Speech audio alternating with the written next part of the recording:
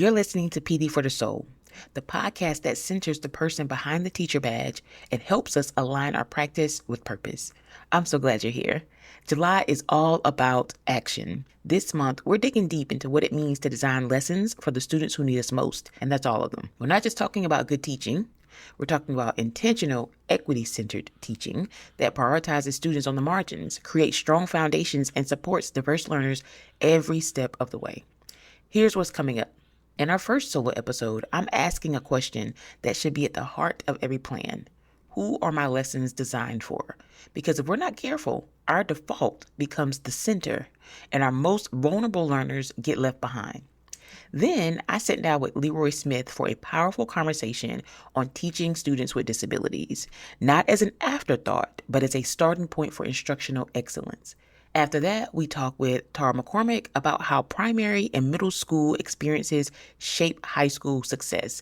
This episode is all about creating a strong foundation early, academically and emotionally, because the reality is, although we're teaching them this year, it's not just our year that matters. And finally, we closed the month with one of the most important conversations of the season, a solo episode titled The Margins Are the Map, where I challenge us to redefine what rigor really means and whose brilliance we're centering in our math classrooms. Each episode this month pairs beautifully with the digital listening companion, which you can grab right now using the link in the show notes. It's filled with reflection prompts, space to capture your takeaways, and planning questions to help you turn insight into implementation. And one more thing. Starting August 1st, my birthday, this podcast will officially become the Make Math Happen podcast. Same soul, same purpose, but with a name that reflects the clarity, urgency, and action this work deserves. Because we're not just here to learn, we're here to make math happen for every single student. So let's get into it. It's time to move with intention, lead with clarity, and teach like it matters, because it does. See you in the show.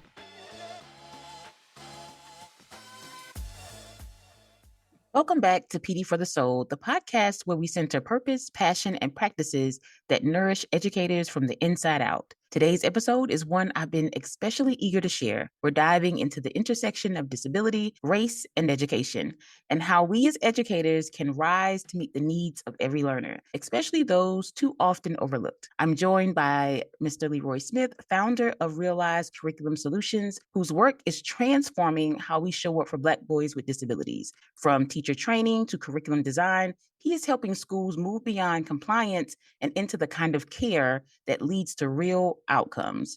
Together, we'll explore practical strategies, cultural responsiveness, advocacy, and how to build partnerships that empower, not just accommodate, our students. Get ready to be challenged, inspired, and reminded that this work is hard work. Mr. Smith, I'm so excited to have you here. Could you please Thank share a you. little bit about yourself? Sure. So thank you again, Lanisha, for having me here on PD for Soul podcast. It's an honor. So a little bit about myself. I always tell people I'm a Baltimore boy, born and raised, and I still reside in Baltimore. So I've been in Baltimore pretty much my entire life, other than when I was in college for breaks. When I came back home, but I went to college in Gettysburg College. That's why I'm repping my Gettysburg shirt that you all can't see, but I'm wearing. And so actually, my beginnings started kind of in education without even knowing, kind of informally. My grandmother, my maternal grandmother, she was a daycare provider, and she had a daycare in our house, in our apartment. And since the age of 4, I mean, I would say at 30 years in the business of childcare is what I would say. Since the age of 4, I've been involved with children, whether my own sibling, my cousins, neighborhood kids, whether it was reading to them, helping them with tying their shoes or diapers, you name it. That's something, drawing with them, that's something I've always done since I was 4 years old. This is probably the first thing I can ever remember doing consistently. And so I actually started my journey in education because of that, because I saw my younger brother, since I'm the oldest, the two brothers I lived with for the majority of my life, struggle in schools and special education. And they were mistreated. They were called horrible names. It was a colloquialism in Baltimore City schools. I don't hear anyone use it anymore, but back in the day, it was called DEC. It stood for, and dumb, educated children, unfortunately. And the teachers used it, the students used it, the administration used it, and they were separated from us in the school in their own wing. It was dimly lit. They had separate lunch and breakfast from us, so it felt very segregated, even in my school that was predominantly Black. And I grew up in, in the hood. I grew up in West Side Baltimore, so wherever you saw The Wire, seasons 1 through 3 was in my neighborhood. Actually, strangely enough, I was a weird extra in The Wire as a kid because they filmed it right outside of our middle school at Booker T. They paid us one time just to kind of run around, and we just used it for money for candy. They gave us our release forms to our parents because their set was right next to our school, so they needed some kids, and they figured why not just pay the kids that are naturally there just playing basketball and baseball anyway. So like I said, I'm a true Baltimore boy. Love my steamed crabs. Love crab cakes and steamed crabs because there's less effort to get into. But I have a background in music actually. So I sing on the world-renowned Baltimore City College High School choir program, and we traveled the world. We sung at the White House a few times. Had the pleasure of singing at Carnegie Hall when I was a senior with a few other choirs throughout the country, 3 other high school choirs throughout the country. Singing with Grammy Award winners. We had a chance to do a lot of those things. So I went to college to become a music major, vocal music, learn how to study opera, jazz, musical theater, and anything else I can get my hands on that was just fun. And decided I wanted to be a teacher when I was in college, because I realized I didn't want to do music full time because the schedule was just too crazy and you would have to travel all the time to do music. And I wanted something a little bit more stable, a little more simple. I wouldn't say education is more simple, but it was more stable in the sense that I can stay in one place for a longer period of time. And so that's kind of how I started. I started through an internship, or what do you call it now? Work study program, through the America Reads program, my senior year of college, where I had a chance to intern as a reading specialist intern. And so I worked with emergent bilingual students or multilingual students at the school and taught them in small group reading instruction to support their English development. And from there, came into education full time with now called City Teaching Alliance. Used to be called Urban Teacher Center when I started back in 2012. And since then, I've been in education. Wow, what a past. Okay. So you said about 30 years in education if we're start counting all the way back when you first Yeah, started. So or yeah. that is amazing. So I know you have your organization, Realize Curriculum Mhm. Solutions. So I want you to talk a little bit about your founding story. And I'm sure that some of what you shared kind of is within that story wrapped in there as well. But I really want to hear what inspired its focus on empowering Black boys with disabilities. Sure. So the founding story is similar to my founding story. It's connected to my story. So when I grew up, I had some difficulties with math, but not ones that people think I had. So my teachers thought that I struggled with math just because I didn't do it the way that they taught it. So since I didn't memorize it the same way, I didn't use the multiplication table the way they wanted me to use it. But I figured out other ways of how to multiply visually that I still was able to do the work. I still was able to do well in the class. However, I got in, at one point in time, I was referred for special education because they thought there was something wrong with my way of thinking or learning. I realized, very quickly that once I started receiving support from some Black lady, I forgot her name, but she was really, really nasty and mean spirited. She would just say horrible things. And some of the things she would say, because, I grew up in a rough neighborhood, she's like, well, if you don't get it this way, you're gonna be out here in the streets like, probably people in your family are doing all kinds of illegal activity. Yeah. So I had a lot of weird messaging, or I would say traumatic messaging from some educators, not a lot, but a few, and plus the things I went through at home that were traumatic. And I saw as the oldest, I was unfortunately in a caretaker role too early. So I saw what my brothers helping with their homework, helped them tie their shoes. And they had special ed services. And like I said before, they're Black boys that are now Black men. They were treated so differently in school. I mean, they used to get in a lot of trouble. They used to get suspended a lot. People used to pick on them because of how they spoke or how they read. And so learning wasn't fun for them. It wasn't empowering for them. There was no space in the school they felt really safe. So they became the problems that people made them out to be, unfortunately. And as adults, they're trying to counteract all the things that happened in their childhood. And it's really challenging for them, even with the support I've provided. So That's kind of where it all started is and then eventually I was my grandmother, my great uncle, God rest their souls, they pushed the school to put me in an accelerated program and a gifted and talented program. And that's where I flourished because there are teachers who just let me learn the way I wanted to learn. That was it. That's all I needed was just, they gave me a challenge every now and then that was appropriate for me. And I kind of stuck with that all the way through high school, which led me to college. But when I came into education back in 2012 as the Urban Teachers or City Teaching Alliance Fellow and resident, I learned very quickly working back in Baltimore City schools that still the issue of Black male students with IEPs was a grave challenge for like systemically. It wasn't just something I saw my brothers went through, but it was something now as a professional I saw a whole bunch of kids go through.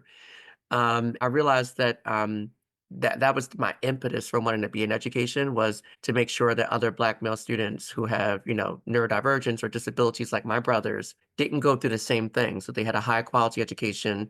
They had people who cared about them. They had people who challenged them. They had people who had high expectations of them. They had people who presented them different opportunities and different exposure moments so that they can realize whatever lives they want to live and live lives full of joy and an abundance. And it was as the years went on, I kind of tutored off and on while I was a full-time teacher during the summers or here and there if parents asked me to tutor. And I kind of like had an informal tutoring business at first. Really didn't have any business structure. It was kind of like, hey, my kid needs extra tutoring. I could pay $25 an hour. I'm like, sure, why not? I'm a brand new teacher, extra cash, nothing bad. And it's to help the kids. So I was like, sure, why not? I can work with them at the public library after school. It's right across the street and on the weekends, and why not? And years later, it was around 2016, 2017 school year. Well, yeah, 27, 2018 school year. That was the year. There was a project that I did. I was at a KIPP school in DC, and we did like this mini unit with first grade students on like entrepreneurship and what business ideas might they have based upon their interest. And so the teachers, we had to create business ideas ourselves. I created a business idea that I would do some kind of education business, helping our kids, because I mean, that was the easiest thing I could think of as a teacher at the time. And one of my students, Mario, I believe he's in, I feel old now. I think he's in close to high school age now, if not in high school. But he sat me down and he was a kid who was pretty challenging behaviorally, and unfortunately, he was held back a year. I don't think that was the best idea for him, but that's another thing that happens to our Black male students with disabilities is that their parents are being informed by the school, well, maybe they need to be held back a year. That's going to do something for them. And oftentimes it does more harm than good, depending on the child. And when we were doing the mini unit, he spoke to me. He's like, Mr. Smith, you know something? I realize you are very good at working with kids like me. And I was like, what does that mean, Zamari? He says, you look like me, you speak like me. And well, he says, you speak a little bit better than me. And I want to kind of learn how you speak. But you have a good way of like getting along with me. I don't really like too many teachers in this building or teachers in general. I don't really like school, but I like coming to your class. And I say, why do you like coming to my class? He says, because we always have fun. You push me every time. Even when I say I can't do something, you keep telling me I can do it if I just keep putting effort forward and take breaks and, come back to it when the time is right. And it was that school year I decided I was going to leave because there was a change in leadership at the school. And it was just so many uncertainties. I was like, okay, let me everyone was jumping ship essentially because we didn't know what was going on. And at that point, I realized once again, the name kept coming back. It's just like, okay, Lieber, you're really talented at working with Black male students with, neurodiversity. And not only because you want to do it because of what my brothers experienced, but the male students I worked with over the years had great levels of success. I mean, on average, 2.5 years of academic growth in 1 year, no matter the content I taught them. And so with the parent support, I mean, that's kind of how it started during COVID-19.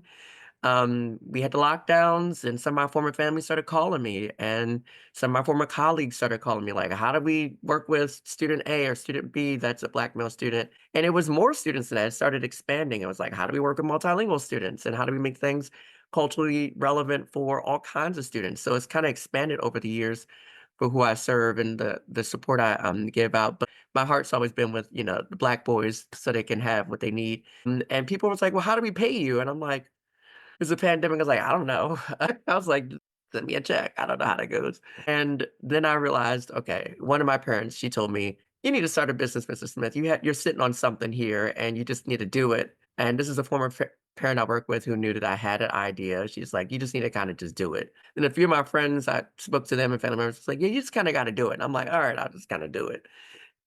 So that's kind of what started Real Life Curriculum Solutions is then the desire to fulfill a need in my community, but also just responding to the needs in my community. People asked me to step up, and I stepped up. That's kind of I guess, part of my ministry or my service within myself is to be in service of my community. Very much inspired by people like Malcolm X and Paul Robeson and Dr. King and so many others and Kwame Ture, where if there's a need in the community, just fulfill it. And we're more than enough. So why not just step in and step up when the time is right? And so that's kind of how Real Life Curriculum Solutions came to be. Thank you so much for sharing that. Anytime I have a guest on the show and they say something that makes me think of John Hattie and his Visible Learning Mhm, 250 plus influences, I always have to kind of bring it front of mind so that we can kind of talk about the things that are impacting student achievement. So one thing that you brought up was retention and how that is, presented to families as this is what needs to take place. So when we're looking at John Hattie's list of influences, retention has mhm, a negative 3200s. So my yeah, listeners know that we're talking about that hinge point being 40 hundredths or 4 tenths or zero point 0.4 for mhm, those who are used to that language. So mhm, anything that is there, we know it results in us getting like a year of growth. And anything mhm, beyond that is where we can start accelerating. So for students who are behind, we want to do the things that have those really high effect sizes because that allows us to kind of accelerate. Well, when mhm, we talk about retention, that's negative 3200, negative mhm, 0.32. So we really are making things worse. So I want yeah, that to kind of resonate in your spirits, listeners, mhm, because that's what's taking place with a lot of our children, specifically Black boys. Another thing that I mhm, want to highlight that you said was how a supportive teacher helped you to kind of get into your zone of excellence. What mhm, when you were in school, when you were mhm, going through the program. And mhm, I think it's important. I was just doing a paper on the disengagement of Black boys. mhm, And a part of that is a system that I feel like is in place right now. And you mentioned that as well, that the yeah, problem is systemic, right? mhm, And the issue is that we allow these children to be disengaged because we don't have teachers in place that can really truly support them in the way that they need to be supported.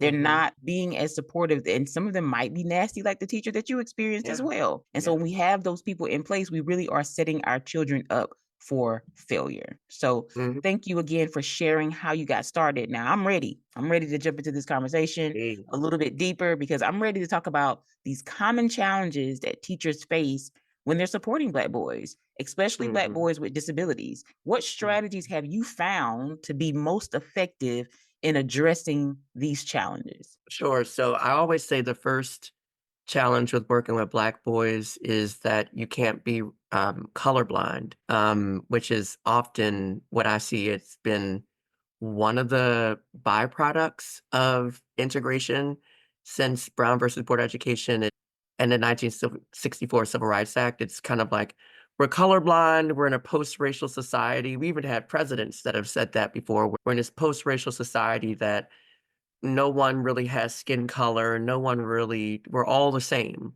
And, as a Black man living in America, we are not all the same, and I think you know that as well as a Black woman living in America. We're not all the same, and even within our own racial groups, we have our own divergences and our own diversity with even in the Black community and expressions within maleness and femaleness and all the and things in between. And so I think that's the very first thing I see a lot of teachers make a mistake with is they say, well, we can do all the same things with Black male students, and they're the same as everyone else. So let's just do the same thing as everyone else. Now, in an ideal world, that would work, right? Like an ideal world where discrimination wasn't kind of baked into the system, we could do the same thing for a good amount of students and it would just work. But in the real world, we all know we're all individuals. We all have different needs. We all have unique talents and gifts that we bring to the table. And I think that's the very first mistake is a values, mindset around educating Black male students, kind of like ignoring the race factor and ignoring the gender factor inside of that. Like we often hear about how privileged men are in society, which there's the truth to that in a patriarchal sense. But when you look at Black men in society, they are the least privileged of all the men. economically and even sometimes socially. And there's some studies out there that even show that, Black men are making regression even with Black women in employment in certain industries.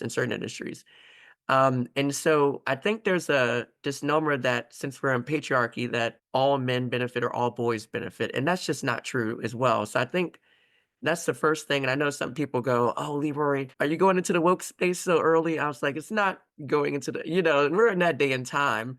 But I'm going there because everything starts with your mind and how you show up to the work as an educator or as a provider for children.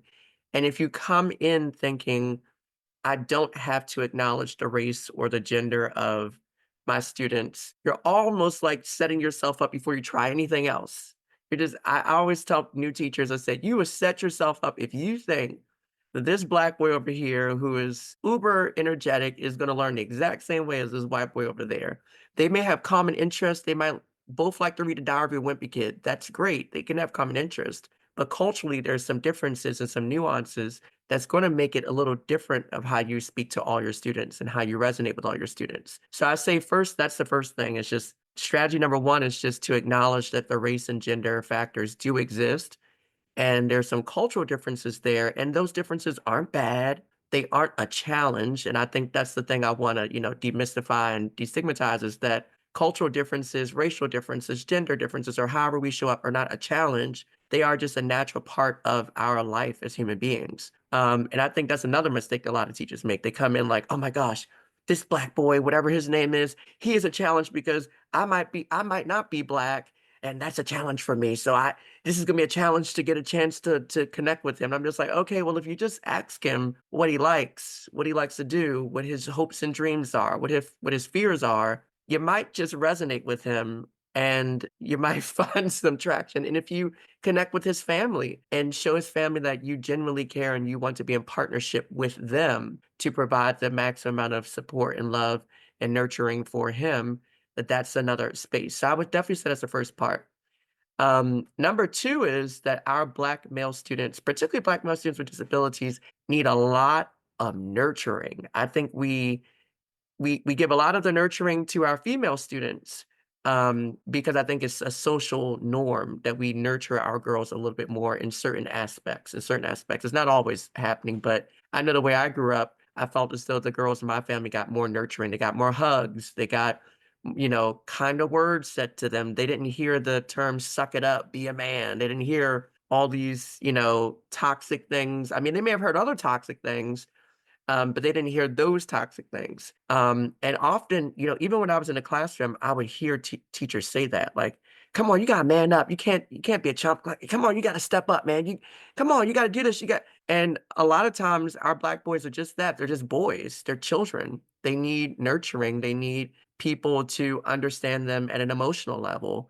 And I would say that's number two is once you see them as in their entirety, just from all their demographics. Now you got to connect to them emotionally. Like our Black people, and this is something culture I've seen, it's at least with Black Americans, and it's kind of throughout the diaspora. We're very relationships oriented people, and we very much value, deeper connections. It's hard. I know for me, I'm going to speak for myself. It is hard for me to have surface level connections with people. It is very challenging. At that point, I'm just, I'll say hi and bye. Don't expect me to call you or talk to you ever. Because I seek for a deeper connection with people because it makes me feel more whole in a way. It makes me feel more relaxed around you. And often that's what Black boys experience as well. There are some Black male students I had before who told me I was the first teacher that they felt comfortable crying around. And this is by fourth grade, fifth grade. Sometimes, and I've taught every grade level from kinder all the way up to like ninth grade-ish, 10th grade for special ed. And I have heard plenty of male students that say, "You're the first teacher I can talk to my feelings about and not be ashamed." And sometimes I've heard some of my male students say, "You're the first man in my life I can speak to about these things." And, it comes with a it's a lot to carry at times, and I have to tell them, you gotta set boundaries, obviously, so you can manage the expectations within the industry, but that's often what happens. So many of our Black male students are being talked to like, "Step up, man up." You got to do this. They're hearing all these messages from different places, whether from home, from the media, from other places in society, from teachers, from administrators. And so as a result, there's this like adultification that happens to Black boys. There's this, we're expecting you to be a 20-year-old that has a 40-hour week job while you're just a 6-year-old just trying to figure out your shapes. You know? It's just that's some of the stuff I see, and I'm just like, "How do you expect this little boy who's 6 to, like, be a grown like, assume the position of a grown man?" And once again, step number 1, if you recognize the demographic things there, you'll start to understand how race plays a role in adultification of Black children in general, for Black girls and boys. And so, that's another part that emotional connection is when you tell them, "Look, you are a child. I'm gonna treat you as a child. You don't have to have ownership. You don't have to be in control of this space, of this classroom. You don't have to be the boss here. You don't have to be a caretaker here. Your job is just to be a kid, to love being a kid, to feel safe in this space, and to grow as an academic, as a learner. Because so many of the Black male students I work with, they assume so many positions at home. They are caretakers at a young age. They are, sometimes I've worked with some students who were out there in the streets. Sometimes, when you work with older kids, they are trying to make things happen because there's systemic challenges going on. And often when they come into the class, who are you to tell them what to do? These little boys are kings in their castles. You know what I mean? They're kings out in the street. You can't tell them how to run things because in their minds they think that they are adults because they've been socialized to believe that. And so those are the first two things I would say. And I know they sound like, oh, well, Leroy, this is not quote unquote pedagogy. But when you don't do those first two things, none of the other things really are going to matter. That's what I've seen in education. You can try any doohickey, you can pull out you can go on any website, Egg Week, go to Edtopia, whatever you want to go to and find a strategy. If you don't connect with your students at a deeper level and get a chance to know who they are, know who their families are, know what their dreams are and their fears and their anxieties, you're gonna have a harder time just doing anything. Classroom management's gonna be a hard time. Everything's gonna be hard. So I'm gonna stop there because I was speaking for a moment, but those two things, first, like recognizing that race and gender and all those demographics matter, and then two, connecting with your Black male students on a deeper level by just showing that you care about them. And I will give this one anecdote. When I was leading a PD about a few years ago, I was in LA and I was working with some social studies teachers and curriculum developers, and we were talking about confronting political polarization at the time. And I remember saying at the very beginning of the PD, I love you just because you exist, to all the participants. And most of the participants in the room were not Black. And I said, I encourage you to say to someone else in the room, I love you just because you exist. One of the white female participants, who I actually kind of know a little bit, she actually trained some of my social studies teachers in high school when I was a student in Baltimore City schools. She said, I hope you don't say that to your students. That's what she said to me. I hope you don't say that to your students. And I was like, why? She's like, because I can only love my own children and my husband. That's what she said. And I said, well, I don't believe that I am limited to just loving my own family members. I believe that because of the struggles of my people, I have full capacity and probably greater capacity to love all human beings because I know what it's like to be treated not as human being. And so when you know what it's like to be dehumanized, you have a greater appreciation for the existence of another human often. And so that's kind of the work I bring to the table, as well as getting people to actually love the students that they work with just because they're living human beings that deserve that kind of nurture and care. Um, and if we don't start there, none of the other things I teach, whether it be culturally responsive pedagogy, whether it be how to make your math lesson, gamified, whatever it may be, none of those things are going to matter if your kids don't think that you like them, that you don't love them. They're not going to care to do anything. You could be the best teacher ever, and if you don't love your Black male students, trust and believe they're going to turn up and make sure you feel it. You said a mouthful. So there's a couple things that I want to revoice. One of the things was near the beginning where we were talking about teachers who have certain thoughts about their students. So them being challenging or them being difficult.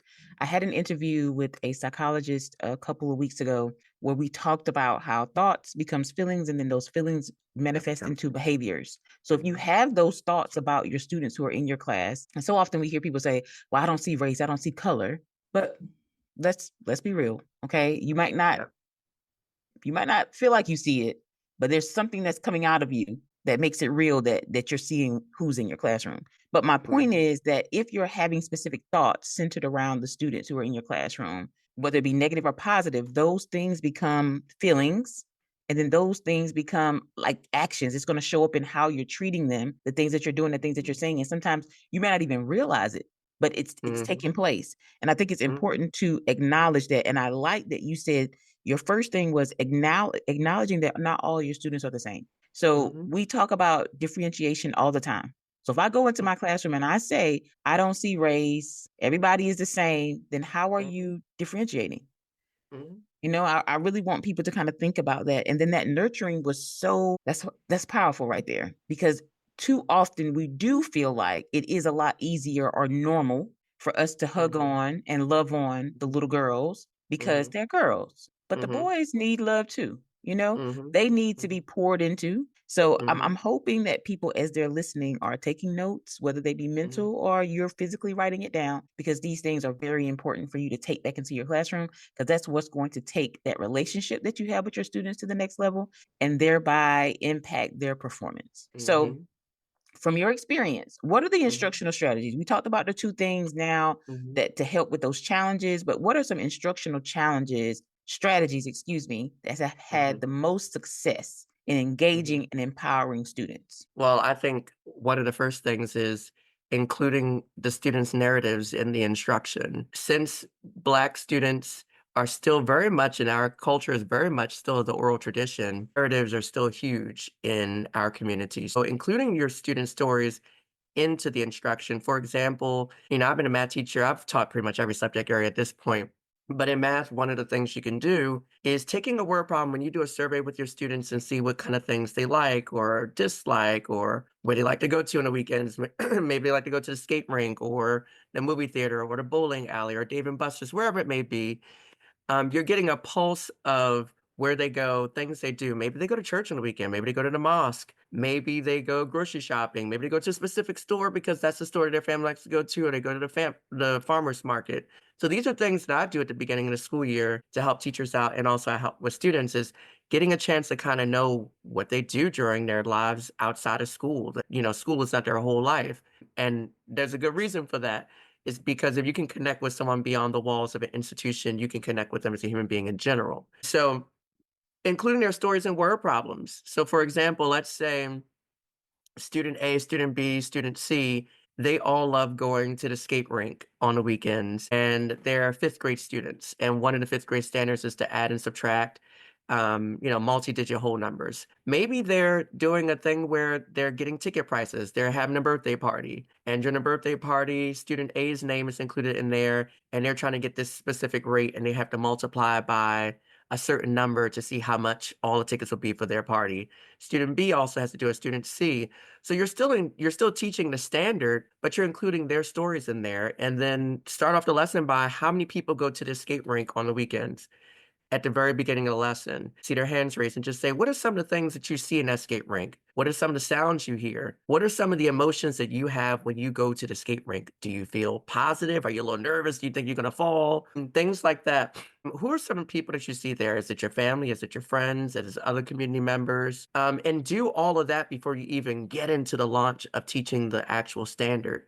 So making that connection for students, that real world connection is huge for our Black students and Black male students with disabilities. So that's one of my strategies is first including their narratives within it. Another thing I love to do in any subject area is kind of bridge the industrial career level kind of thing into it. So what I mean by that is let's say you're an ELA and you're reading about conflict. You can switch up the conflict by looking back at an old news article of some of the early labor movements that have occurred in this country for child labor laws. Kids get you'll be shocked how interested kids are when you teach them about child labor laws. Like, wait a second, there were kids working in coal mines until like 11 o'clock at night in West Virginia, and they were like 9 years old. What? They're like, when I'm at that time of night on the weekends, I'm playing my PlayStation. So they get really into those kind of things when they see that there have been other people who have fought on their behalf to have the life that they have now. I think that's a big thing for Black students is that often we present Black history as this like this thing that happened so long ago, but we're not centering it, and it's happening every day. It's happening every day, and they are a part of it. And so that's often what I do is to bring in different career interests that students might have in that survey I do at the beginning of the year. Like, what kind of things are you interested in? You might notice that some of your students are interested in very similar fields. That's okay, because that might just be what they know at that moment. But I would say diversify the exposure. Maybe, some of your students are really in this is something we see with a lot of Black male students. They're really interested in the fields that are high dollar, fields like entertainment or sports, and there's nothing wrong with that. But diversifying their exposure by saying, okay, now we're going to talk about the people who are the statisticians for the NBA. What kind of work do they do? And bringing that into when you're teaching your unit on, centers, a measure, and variability, you could say, guess what? There are people who work in the NBA, may not be a baller, but they're literally tracking all the stats for each baller. And guess what? They have a career that can last a lot longer than a basketball player does because their career doesn't require them to be so physically engaged. So diversifying that exposure in the curriculum for them because a lot of our students don't know all the options that are out there for them that they might be interested in. And often you get a lot of kids who are interested, like, oh, I didn't know I'm a really good artist. I didn't know I could be an architect, or I didn't know I could be a graphic designer, bringing in things like I'm not getting paid for this anyone, but bringing in things like Canva or Adobe products for the students to kind of work on in class so they can see, wait a second, I could be a graphic designer. All we were doing just making our own graphic organizer for ELA or social studies. Now I can design it my own way. So things like that really engage your students and have been effective strategies. Another is just really being clear on the success criteria. That's a big one for me. Like at the very beginning of the lesson, saying, like, how will you know you're successful? By the end of this lesson, let's look at our success criteria. Let's look at our objective. Let's unpack it a little deeper. How will you know you're successful? Let's say the objective is I can calculate the area of a rectangle. And what is the success criteria? One, I can draw a rectangle. Two, I can recognize a rectangle. Three, I can count the square units in my rectangle. Four, I can identify my length. Five, I can identify my width. Now, this sounds like a lot, right? You're telling us all the kids, but when you have that as a checklist on your board and say, "Did you identify your length?" You can go back to your students while you're in the lessons like, "Did you identify your lengths? Did you get your widths? Did you count your square units? Did you draw your rectangle? Because I see you drawing something else. Did you draw a rectangle? I have a rectangle up on board. Did you draw that picture?" It's a great way to hold your students accountable. It's a great way for them to check for their own understanding. We talk a lot about in PD world getting teachers to check for understanding a lot, but that's not as important as the students checking for their own understanding a lot and getting in the practice of, am I doing what our goal is today? And so those are some of the strategies that I think are like the easiest leverage points, honestly, to educate specifically Black male students with disabilities. When you have that high interest, because Black male students are just like any similar to any other students, but are a little more unique. They are really engaged in high interest things that connect them to opportunities because often I work with Black male students who are often below the poverty line. These are boys who are looking for, what are the opportunities I have for myself that can get me the paper? I'm just gonna be honest. It's not that they don't want to be lifelong learners. They do, but you're not going to catch them in that if they don't see that it leads somewhere. The learning can't just be in a vacuum. It just can't be, we're just learning this today just because it's a Tuesday. It has to be, we're learning these things because when you have these skills in place,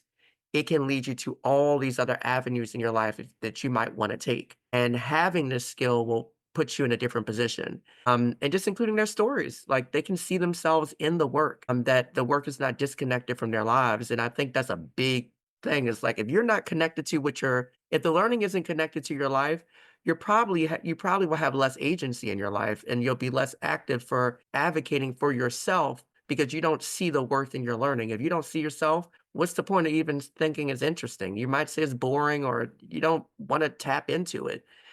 So those are, I think, the three easiest ways. And once again, everyone, those are some easier strategies to do, I think.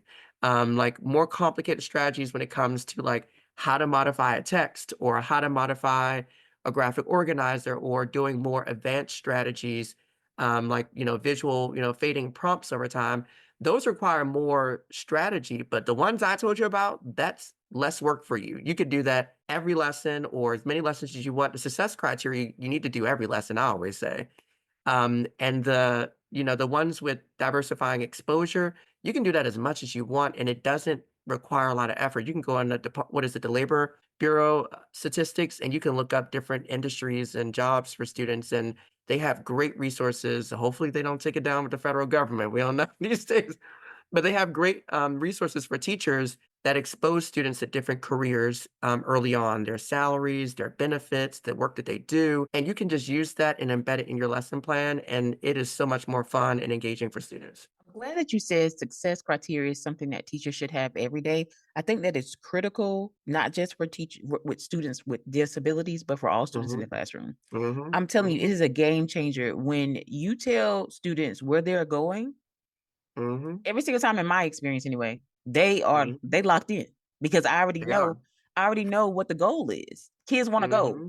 And I think it makes it easier because oftentimes if you're not forthcoming with the goal or the objective for the day, kids are like, "Why are we doing this? What are we gonna do Yeah. next, miss? What's next?" We can get in front Hmm. of that. And I tell teachers that all the time. We can really get in front of that just by being forthcoming with whatever your goals or your learning objectives are for the day. Hmm. And then if Yeah, you have large classrooms, the students are really helping you out.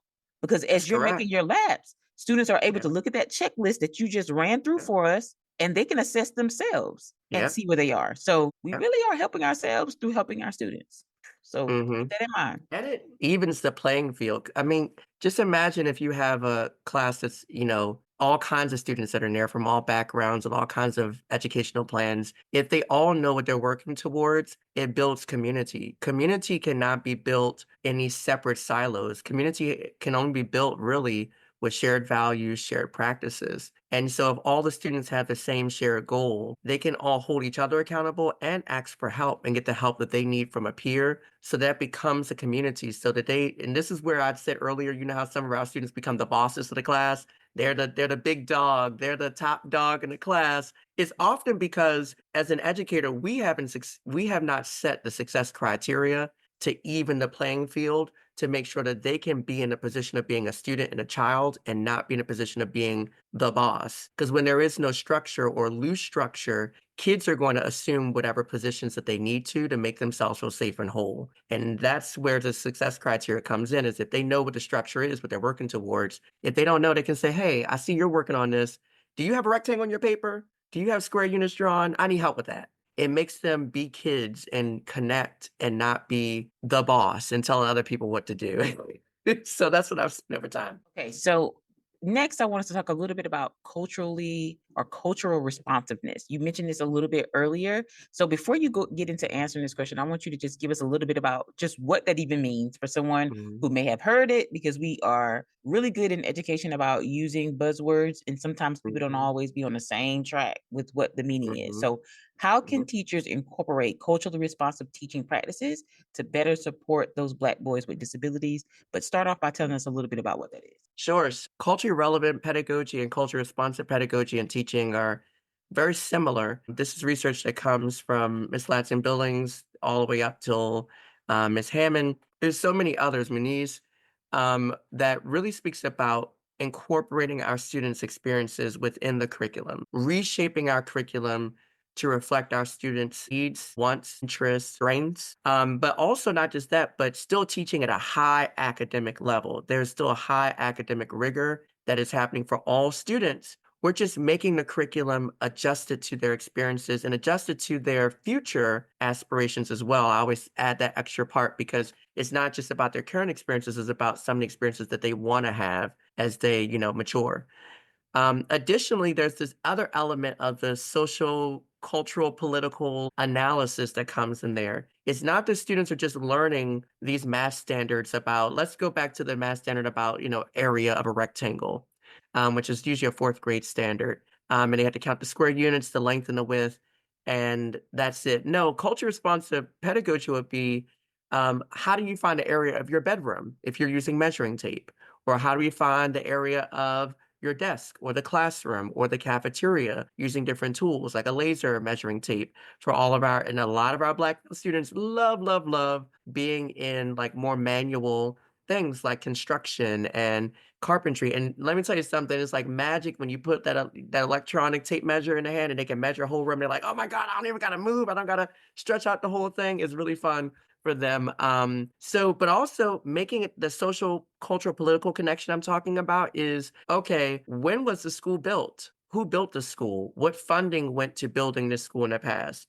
What is this school up this year for a renovation? And if so, who's the company that's doing that? Is that company a minority business enterprise? Or is that company someone else, a predominantly white owned company? Were there other people who put in bids? I actually taught a lesson about procurement practices in Baltimore City and Washington, D.C.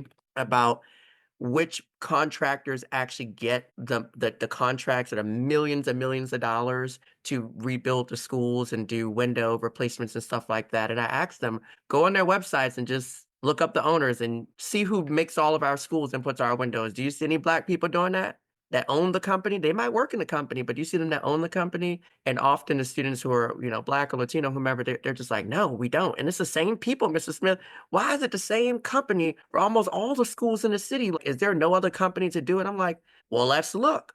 Let's look a little deeper. Are there other construction businesses that are very similar in service, but they just might look different. Their backgrounds might be different. It's like, Mrs. Smith, it's like 70 of them in the city. It's like 70 of these companies. Like, why aren't they doing the opportunities? Or why aren't they sharing in the opportunities with that company that has like 50 schools that are rebuilding? Why can't they just rebuild 10 of them and then other ones get the other ones? So that's also culture responsive pedagogy. You went from a lesson on area and you've connected it to who builds the school they're in and who's doing the renovation and who are the people that look like them in that renovation. Are they the owners? Are they the workers? And you're building it out a little bit more broadly so students not only learn the skill or the standard, they're connecting it to something bigger in their social lives and their political lives. And eventually we want them to get to zoning law. I've taught, lessons on zoning laws to third graders and fourth graders of like how they actually get zoned to the school that they were at.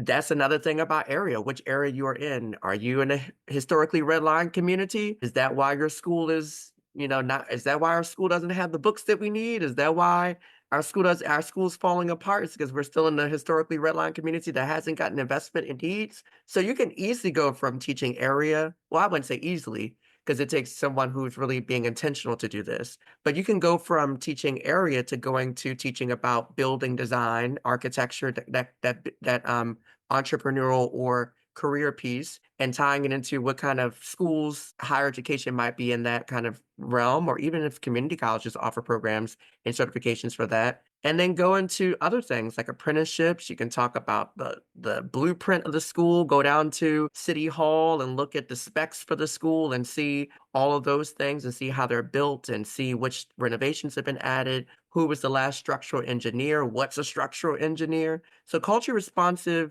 and culturally relevant pedagogy expands the curriculum. I always say it always expands the curriculum to be more inclusive of students' experiences, but it also broadens their view of the world and themselves and others, so that they're not just stuck with just learning area for the purposes of a test. And they know how to do length times with, and that's just it. Alrighty, yeah, we want them to do the actual calculations, but if they don't know why they're doing it, if they don't know that they need to know this when they go to Home Depot or Lowe's or whatever home improvement store to go to get paint or to help their family with the redesign in their house, if they don't know that, then they're going to have a hard time just doing basic renovations on their own. And we want our students to be empowered to do whatever they put their minds to. So I think that's what culture responsive teaching is kind of generally. I gave an example to show how you can scaffold it up, just so people can have like a concrete example of how you can do it, because a lot of people always go, well, Leroy, how do you do it?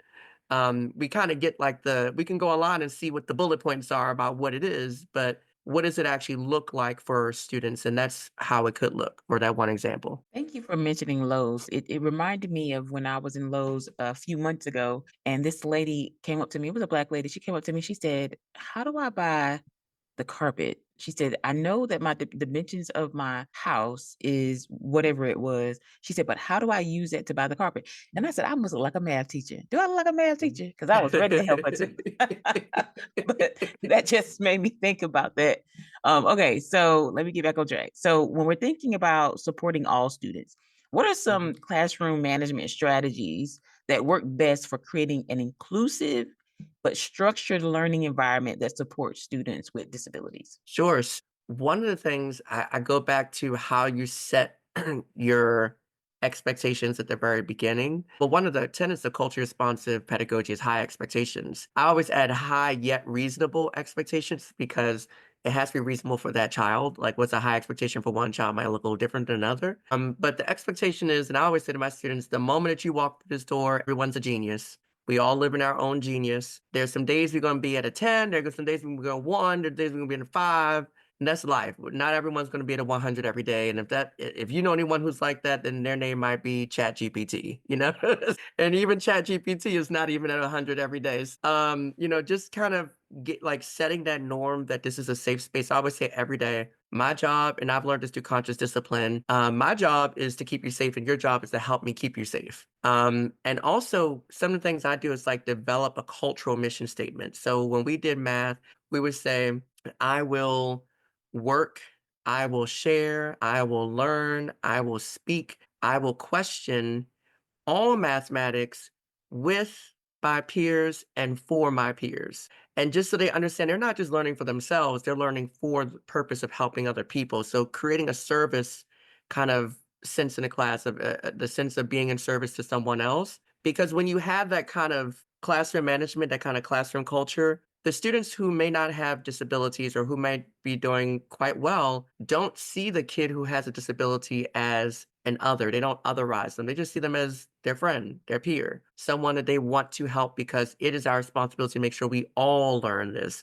That's the success criteria again, is making sure we are all learning this, making sure your neighbor next to you is learning this because it's important that they learn it because eventually they might be the person who's doing that carpet renovation in your house eventually. Like that person that you grew up in school, because I mean, there's a lot of research showing that often Americans typically live where they were born, especially if you're Black. You typically live in the same area for at least 3 generations in this country.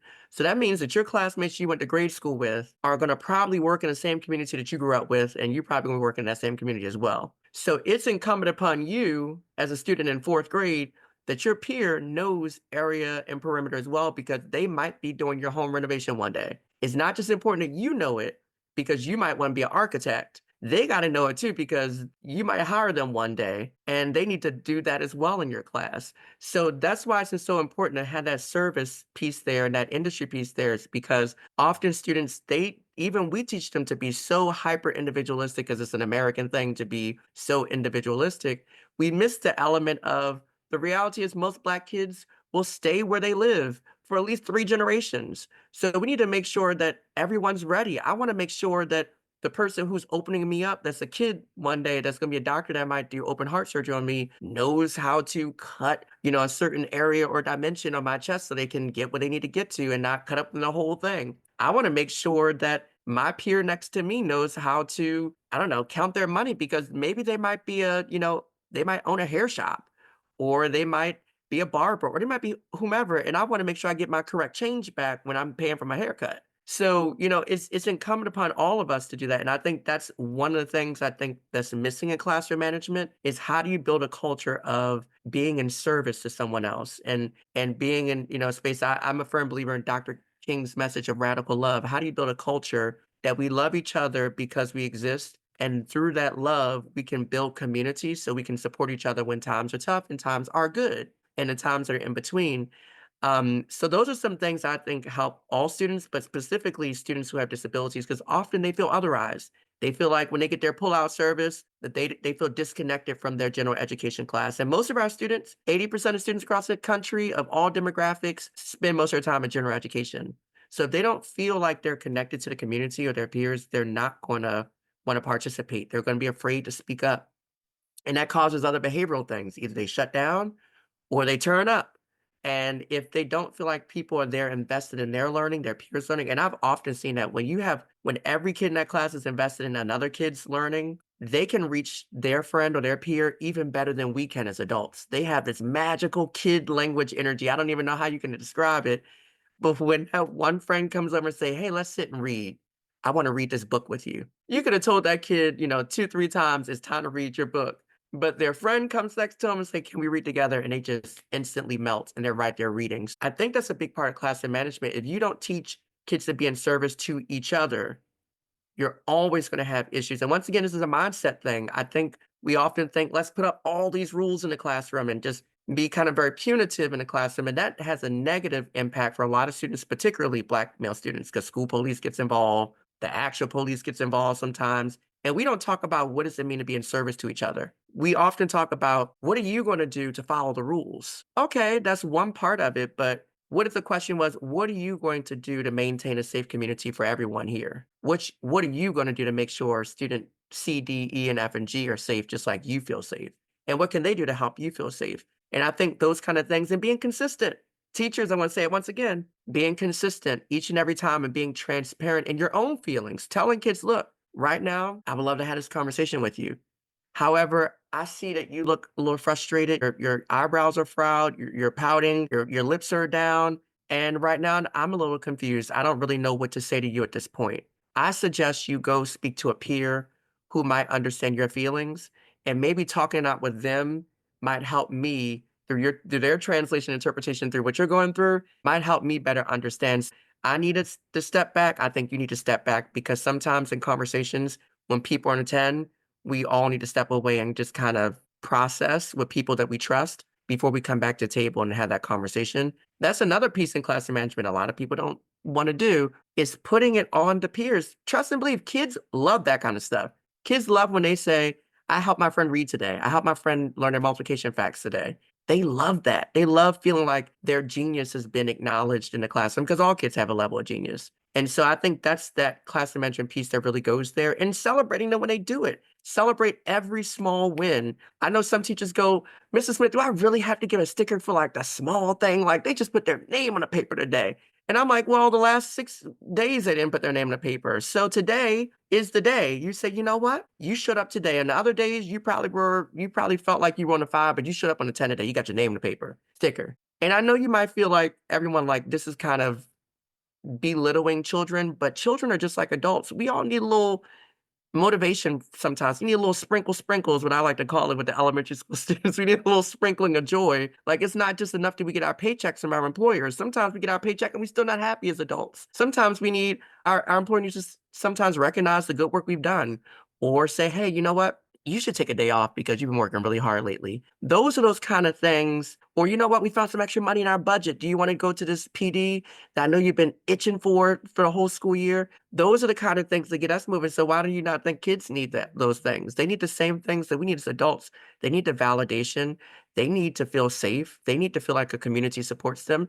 That's probably why people don't like each other at work because they're not in service to each other. When you're only in service to yourself and your own bottom line, it's going to be very hard to build community.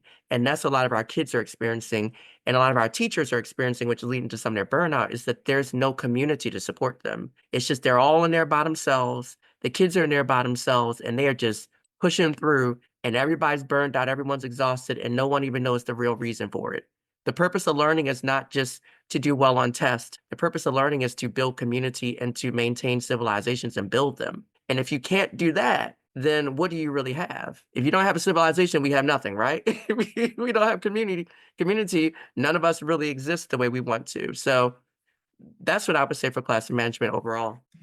All right. So we are nearing the end of our time together, and I want us to end on a super high note.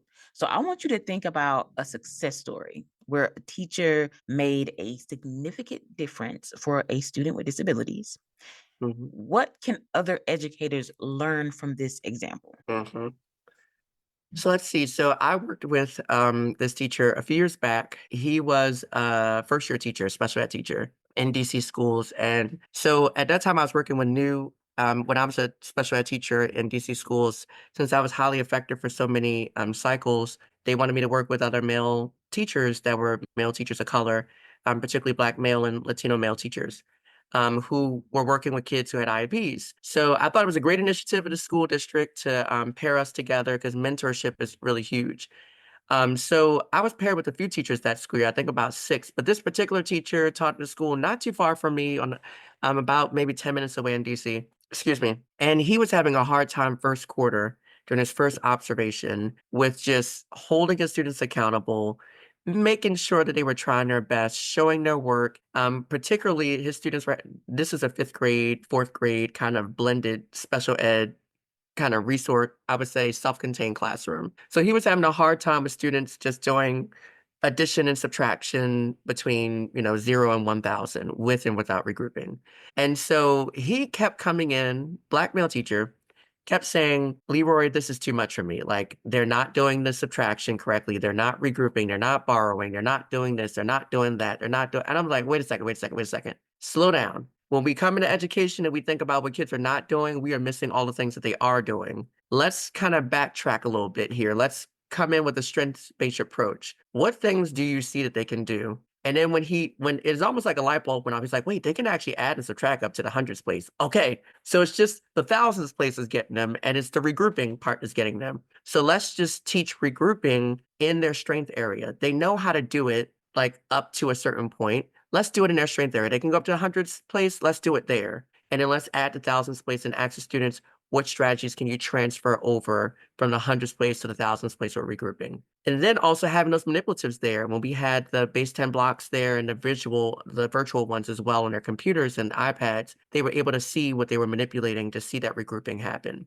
So after that intensive work with him in setting the success criteria, once the students knew what their success criteria was as well at the beginning of lessons, and he was frequently checking for understanding throughout the lesson, and acknowledging all the things the students were doing well by saying, I see people doing blank. I see people doing blank. I see people regrouping, unbundling. I see people bundling. I see people taking their tens and their ones and their hundreds and their tens and regrouping them. And just constantly going around and saying, I see student A doing that. I see student B doing that. He started to gain some momentum as, second quarter started going around. And in first quarter, he was actually in danger of unfortunately not having a job by the end of the school year because his evaluation score was so low from his observation. In second quarter, he went from a 1.8 to a 2.9 just in second quarter because new teachers get observed pretty frequently in DC schools. And so he went from 2.9, and that was just with success criteria, strengths-based pedagogy, just looking at the strengths the students have and starting there, frequent checks for understanding, and just, making sure the lesson was intentional, short and sweet, and focusing on the area the students actually had to learn, not the areas they already knew so much. And then by the third quarter going to fourth quarter, he went up to a 3.4, which is in the effective category, bridging to highly effective category. And he kept up with that for that whole school year. And the one thing that he said was the biggest thing for me was I needed to see like the strengths of my students up front and always start off with that every lesson. Like not only start off with the success criteria was, but by saying is everyone in this class, I know you can do this. I have seen you do this multiple times before. I've seen student A do this, student C do this, student F do this, time and time again. I want you to talk to your peers. What are you already good at? You already know how to do these things. Talk to your peers what you already know how to do. And then from that launch and lesson, what's something that we really need to work towards today? What's something that's a challenge area for us? And how can we use our strengths to bridge over to that challenge? And that simple practice of success criteria, seeing the strengths of the students, having open conversations about data with his students. We looked at his data specifically, and we helped him make a data wall that didn't have students' names on them, but had like little emojis and fun little characters on them, and have the students track their own data and say, okay, you're very good at this already. You've maxed out. You mastered that. Let's go to this area that's a challenge area, but it's not really a challenge area, it's a growth area. Let's figure out how you can use what you already know to get to here. And having the students involved in that data, they graphed their own data for their exit tickets. So they had a chance to see how they were doing right then and there when they graded. I taught him how to make sure to put up an example so they can grade their own work because they were old enough to do that. So grade your own work once you get to upper elementary and middle so students can see what they did and then show, hey, I love these mistakes that people are making. That's Joe Bowler's work. I love the mistake that student F made. They made this mistake. Did anyone else make that mistake? How can we learn from that mistake and fix it? What can we do to support each other next time we see that mistake in action? And what kind of mistake is it? Is it a mistake because we forgot to put a number somewhere? Is it a procedural mistake? Or is it a mistake because we've mixed up the operations? Because that's what was happening a lot in that class. They would mix up the plus and the minus signs. And then, like I said, within one school year, he went from being close to ineffective and developing teacher to being an effective, almost highly effective teacher just in one school year. As a first year teacher at that, for a self-contained classroom with a bunch of boys. I mean, it was like 11 boys in that class. It was all boys and they were Latino and Black boys by IEPs. And he had a hard time. And then what he realized that behavior started to change over time too, is when the kids knew what they were working towards. They knew what the incentives were. They knew how to track their data. They knew that mistakes were valuable in that classroom, that everything was a learning opportunity, that their strengths were going to get them there. All those kind of things were big. So I would say that's probably the big takeaway, everyone, is I started off with that at the beginning, and I'm going to keep saying it. See the level of genius and strengths that all of your students bring to the table, because if you don't, you're going to see them show you the other side of them, which we know could be the turn up side. You know, we know that because our students are human just like we are. If we're at work and our boss treats us like crap, we're probably going to act like we're feeling like crap. So what do you think kids are going through? And so I say the same thing, just show up for them and see them as competent, confident people. And then when they struggle, just say, hey, it's life. I'm not on a 10 every day when I'm teaching a lesson. I don't expect you to be on a 10 every day when you're learning. I just expect you to put the best. If you're at a 5, do the best you can at that 5 that day. If you're at a 7, do the best you can capacity building for our students, because they need to understand that they don't need to be at a 10 at everything all the time in every aspect of their lives, because that can cause burnout. That you do what you can at what level that you're at, and you ask for the support that you need so you can build that capacity. And you set those boundaries around what support you don't need, and you just need some space to kind of figure it out. So yeah, I mean, he's still in the career now, and I think I forgot. Gosh, I don't think he's at the same school, but he's been an effective, highly effective teacher ever since. So he and I keep in contact, and he's just been killing it. And I mean, I think now he's going to be just some instructional coaching next year for new special education teachers in a program that I was one of the first, Black male teachers to do in DC. He's going to be doing that for the next round of teachers next school year. So he gets a chance to give back what he received. So I'm very happy for him. That is such a powerful story. I loved hearing about the fact that all of this took place in one school year. One school year. Yeah, it doesn't take long. I think we think change happens I always, what is it? Kwame Ture said one of the greatest hindrances to revolution and to social change and political change is the word wait. If you read Dr. King's letter from jail in Birmingham, he says that's often the thing that people tell you is to wait. It's not the time. It's not the time. But what better time than the present to show up for our students and show up for the people who care for them and work with them? What better time to say you can do this to the kids and to them? So it didn't take long because I have a different mindset. My mindset is of being in service and radical love. I don't wait for the future to happen. The future, some people in the spiritual lane out there believe that all of time is happening in this cyclical cycle. So the future, the present, the past are all connected. So if we act now, the future is impacted. If we don't act, the future is impacted. So things can happen in a short amount of time if you take out the element of it's not the time, we have to wait. The time is now. There's no need to wait. People are looking for help right now. People might not even know they need help right now until you just kind of sit and just chat with them. That's a part of the coaching process. Like, what kind of things do you want to work towards? And it'll come out eventually. You'll see it. Wow. So what a powerful message, a powerful note for us to end on. The time is now. Okay, the time is now. As we wrap up this conversation, I hope that you guys are walking away with more than just ideas. I hope you're leaving with a renewed sense of responsibility, purpose, and power. Supporting Black boys with disabilities and all students who sit at the margins isn't about strategies. It isn't just about strategies. It's about seeing them, it's about knowing them, and it's about believing that they deserve classrooms where they are deeply understood and fully supported. Remember, every IEP is more than just a document. It's a doorway to possibility. And you, the teacher, are the key. A huge thank you to Mr. Leroy Smith for sharing not only his knowledge, but his heart. If this episode resonated with you, please share it with a colleague. Take one actionable step this week and keep showing up for your kids the way that only you can. Until next time, stay grounded, stay growing, and never forget this work is soul work. Until next time.